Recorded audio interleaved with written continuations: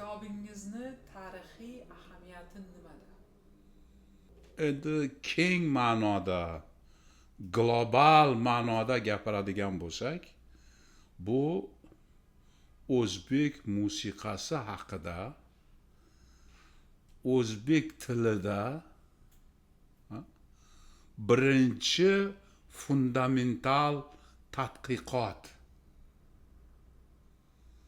O'zbek musiqasining tarixi juda qadimiy, u juda boy. Lekin bu kitobda mana shu boy meros ilk bor tizimli ravishda, bir butunlikda, ya'ni tarixiy, ilmiy nazariy, amaliy va eng muhimi hayotiy, ya'ni bugungi kundagi o'zbek musiqasining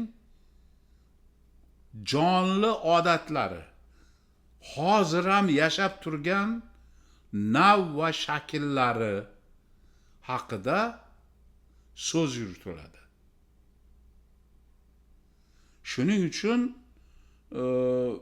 endi ortiqcha mubolag'asiz aytish mumkinki, bu asar fundamental tadqiqot. Unda tarix ham bor, nazariya ham bor, amaliyot ham bor, ensiklopedik lug'at ham bor, nota antologiyasi ham bor.